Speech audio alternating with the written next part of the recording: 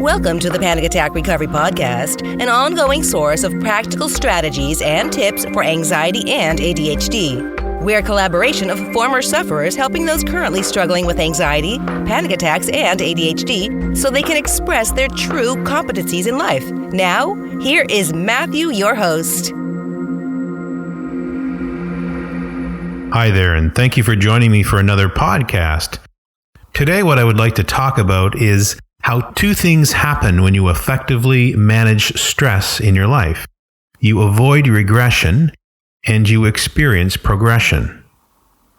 You might be asking, what do I mean by this? I will certainly tell you, but first, I suggest you burn this phrase into your brain. This phrase can become a good reminder when you are going about your daily life. Say this to yourself when you are stressed.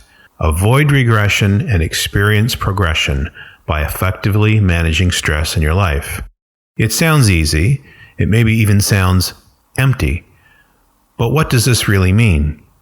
You become more productive and efficient with your time and effort on your goals, and certainly feel a lot better in general when you avoid regression. And obviously one needs to figure out how to do this in order for it to become a meaningful change in his or her life. One of the big tricks here is to recall this phrase every time you have a thought that's negative or a worry comes into your mind when you're engaged in a task.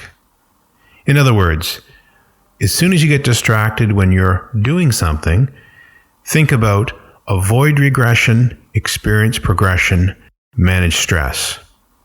So what would this look like in your daily life? Imagine you're doing something, you're working on your to-do list, or you're going about your job, whatever the case may be. You're doing something, you're working along, and a negative thought enters your mind. You have to realize that this is a typical pattern as an anxiety sufferer that often happens to you, and it stops you from moving forward, in other words, progressing. You are no longer progressing since you have started to engage with this negative thought that's entered your mind. And this process happens very automatically. It's very subtle when we're doing things, especially anxiety sufferers, and really anyone who has any challenge with stress. And what I mean by challenge is, yes, we all have stress, but people who are really held back because of their stress, their productivity is zapped. Those are people that really struggle with this problem of having these thoughts come into their mind where they really don't even notice this is going on. This process, in effect, is running on autopilot, but it's a very negative process because of how it forces you to fall backwards. The real downside is when a negative thought comes into your mind, and once you even become aware of it, if you do become aware of it, you stop moving forward. So you don't progress. In other words, you're distracted from the task at hand because you're now thinking this negative thought, but you actually go backwards. In other words, you regress. You go backwards because you feel drained and worse after ruminating about something. You are less motivated to get things done. And again, the real harm here is that this process operates in the background of your mind without you even noticing much of the time. And because it's undetected, it's not going to be very effective for you to be able to engage in negative thoughts that are coming up in your mind while you're trying to go about your daily business, completing tasks. So it's one thing when you become aware of the fact that you're being distracted. It's even still challenging, though, to break out of this. But what's more challenging is noticing that you are being distracted.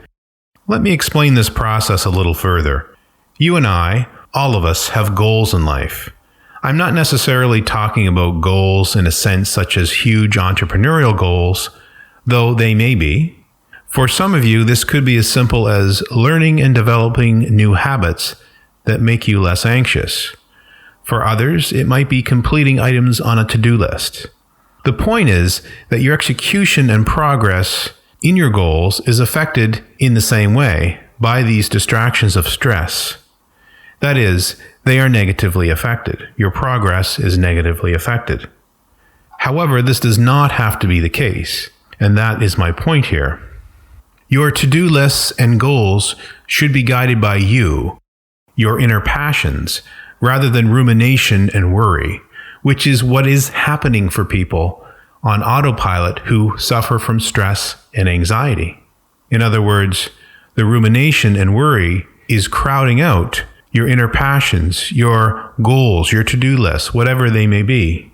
And this does not have to be the case. For one, you can obtain a ton of strategies from this podcast series about what you can do in order to stave off your anxiety, worry, and ruminations.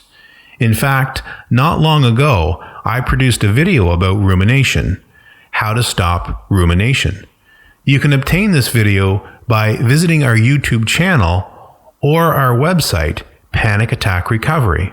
And by the way, you can easily find us by doing an internet search on your search engine of choice and simply searching for the phrase Panic Attack Recovery.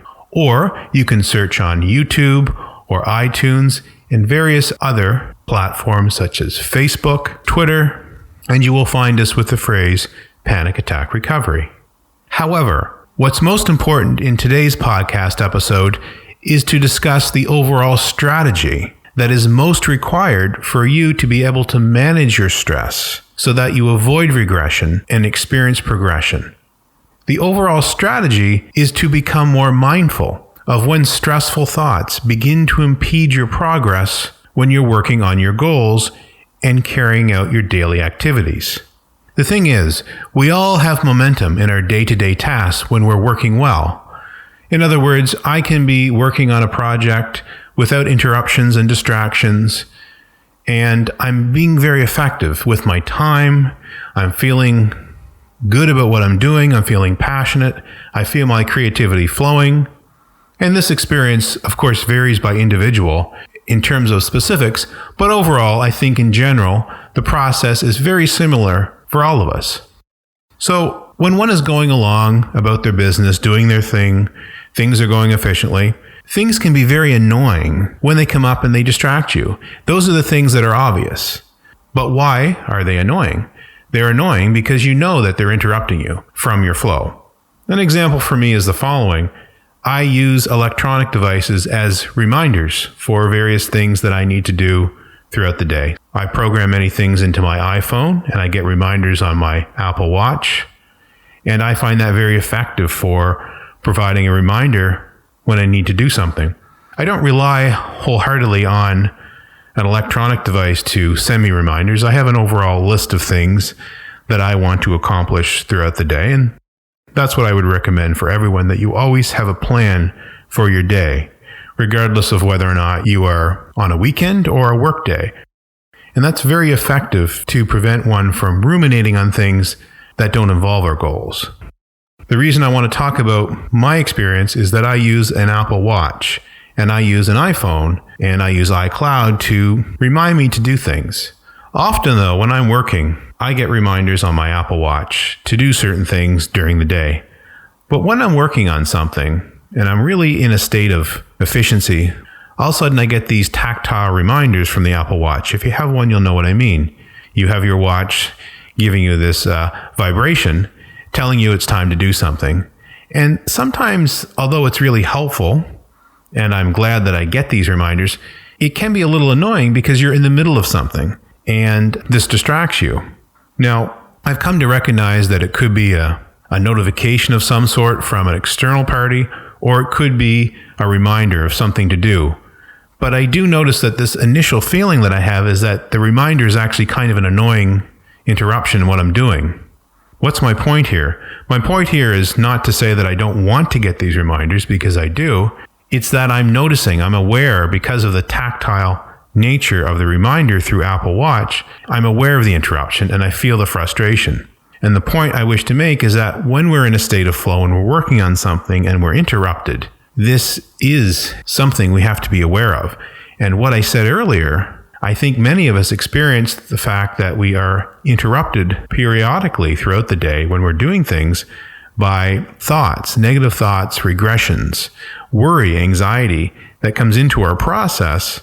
So we're no longer focusing on our progress. We're no longer focusing on the activities we ought to be focusing on. We become distracted, but we're not even aware of this distraction. So we don't have the annoyance in the same way that I described earlier, we're not really aware of it. We just maybe feel anxious or stressed out, perhaps a little bit irritated, or perhaps very irritated. The point is, as you train yourself to become more aware of the distractions that enter your mind, and you can absolutely do this, you learn to take back control and block further disruptions of your work towards your goals, towards your passions. This will in turn mean that you are more likely to experience growth and creativity and enter that flow state that psychologist Mihai Csikszentmihalyi discusses. For many years, he has discussed and popularized the term flow, a flow state. He describes a flow state as a state in which people are so involved in an activity that nothing else seems to matter. The experience is so enjoyable that people will continue to do it, even at great cost, for the sheer sake of doing it.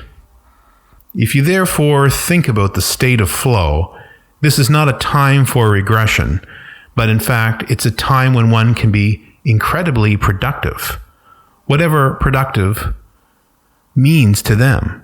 As I said, we all have goals, but we can have very different goals. Regardless of what our goals are, they're interrupted when we're not able to flow in this way. So it is really important to realize that one person's productivity can be very different from someone else's. But we all have to be productive in one way or another. You as an anxiety sufferer, perhaps, need to be productive in your strategies on a regular basis. In other words, engaging in strategies that are going to help you recover from your anxiety and to maintain the state of recovery from your anxiety and to be productive in life, to move forward, to allow your passion and to get things done that you need to get done every day when you allow yourself to naturally engage in this state of flow. So the answer really is applying mindfulness to our daily activities so that we don't become distracted. And when we do, which will happen from time to time, we will return our attention to the task at hand. Now, this sounds simple enough, I know, but it isn't. Ask yourself, and it's important to ask yourself the following question. How do I become more mindful of distractions when they're coming into my mind? What do I do about those distractions when they come into my mind? The more you spend some time thinking about these questions, the more you'll be able to address these challenges, address the distractions from rumination and worry when it comes into your life and stresses you out. And the more you can become aware of these distractions as they enter your life, the more effective you'll become at bringing your attention back to whatever it needs to be engaged in at the present time. But what I really like about asking these questions and thinking about being mindful of distractions is that you can come up with a customized system that works for you. As simple as saying, how do I bring my attention back to what it is I'd like to engage in? And thinking about what those distractions are for you on a regular basis. Start monitoring your thoughts when they come up during the day, when they distract you. What I think you'll experience is that there are themes throughout the day. It could be that when you encounter a challenging problem, certain memories come back to you, or themes, similar theme memories come back to you, perhaps of similar challenges or whatever. And you start to recognize those very quickly, and you can really bring back your focus. See, for many of these things, once you become aware of them, your focus can automatically go back to what it is you were doing. With some of these, not all of them. For others, and that's why it's important to have a strategy, you'll need to do something with a thought when it comes up. You might remember something that you have to do. It might come in the form of a worry, but then you realize, oh, the reason I'm worried about this is I need to take care of this today. I haven't taken care of this. So you put it on your to-do list and you say, okay, I'll get to that in a minute. But just doing that can be very freeing from the task at hand because now you've written it down and you don't have to worry about remembering it and being distracted. So you can finish the task you're working on and get through it. But I think you need to tailor the process in a way that works for you. In general, that would be the idea with things that you need to take care of when you have worries coming into your mind. Another thing that might arise is ruminations over things that have happened in the past, things that were frustrating, perhaps problems you were trying to solve in the past that you feel you didn't solve or you didn't do a good job addressing, whatever the case may be. You may need a strategy to deal with those, and you can obtain many individual strategies from our website, from our previous podcast episodes, from our YouTube videos, and various other media we provide. And what you do is spend some time thinking about what strategies you will use to deal with those really difficult thoughts that come up in your mind. And as I said, a great starting point is that the video we provided on rumination, and you can actually also obtain the full article on rumination, on how to stop rumination, is a really good starting point at how do you deal with the really difficult things that come up for you when you're going about your daily tasks. But rather than just trying to soldier on and move forward, you really have to spend some time planning how you will move forward. So in closing, you can obtain plenty of strategies from previous podcast episodes, and you can obtain more from us always at Panic Attack Recovery, as we provide information on a continuous basis. However, the emphasis here is not so much the micro strategies perhaps at this time, but the consistent broader theme of behavior you exhibit for recovery. This behavior takes the form of staying on track with your goals in life by managing stressful distractions, which for many is in the form of ruminations and other distractions, not just external distractions, but these are really internal distractions. And these result in anxiety and worry that interferes with your daily tasks. Once you become more mindful of the distractions, many of these distractions will simply fall away. For others, you can think about what strategies might work to deal with them when they arise. And as you employ this strategy on a regular basis, what will happen is many of these negative ruminations and worries will fall away when you are focusing your mind.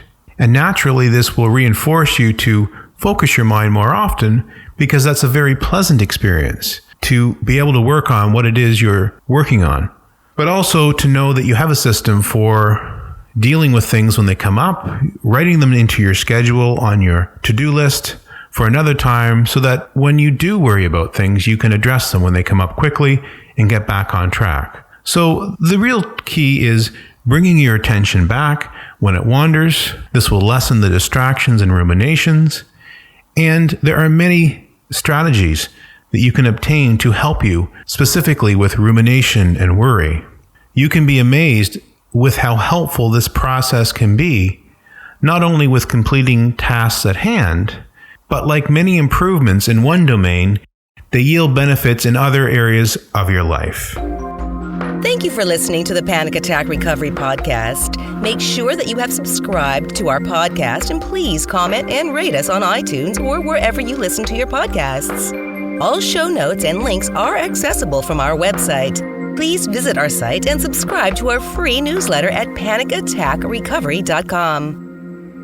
All information has been provided for educational purposes. Please consult a healthcare professional about any disorder or condition and the applicability of any information provided in this podcast.